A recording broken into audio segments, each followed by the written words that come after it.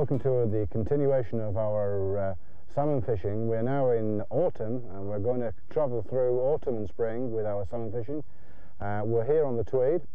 We've not picked the most idealist of times to arrive on the river.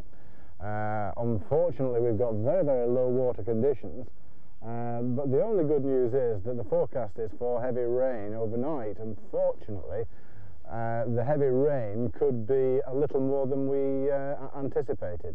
We're going to have to obviously look at that tomorrow morning, but in the meantime I'm going to go and have a little dabble off the rocks just below us and see if we can pick a fish up there before we get this flood. Obviously you do get in these situations where obviously fish realise, due to the barometric pressures and the temperature of the water, that you know, this rain is going to come. So fortunately we may get a fish purely on a basis of it knowing that it's going to get this rise in water, and we do get a movement in the fish. So let's go and have a bash and see what we can do anyway. I'll let Charlotte something out. It's going to be very odd.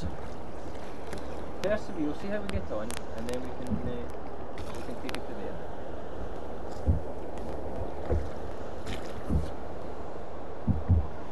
Now, let it come round a wee touch.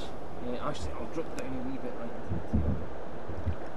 Make it easier for you, because it's a wee bit slower. Stream.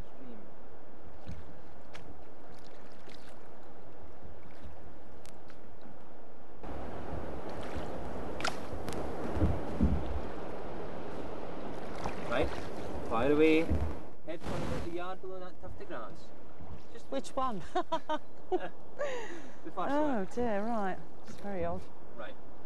Over your left shoulder, remember? Left shoulder, yeah. That's okay, don't worry about it. Just cast, that's it, and forward.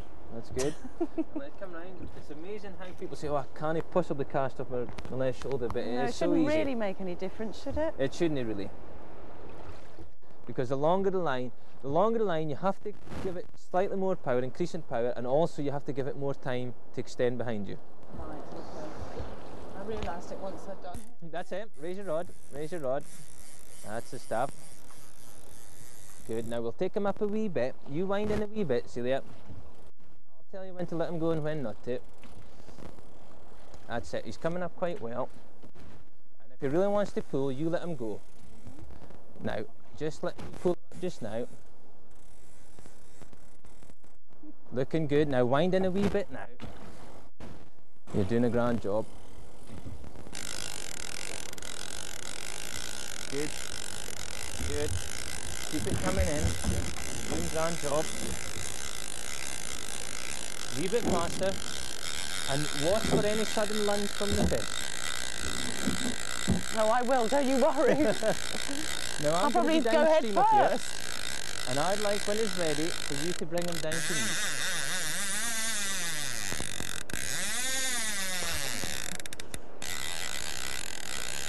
Yep. You really have to bring him in, because he's coming out towards you. Now, nice and smoothly now, no jerky movements. That's it. Now try and bring the tip of the rod over to my direction. Use the tip. That's good. It's okay. He's a head shaker. Well done. Well played. Good man. Whew. What a fish. It's a good fish, that one. We'll keep that one. Keep it.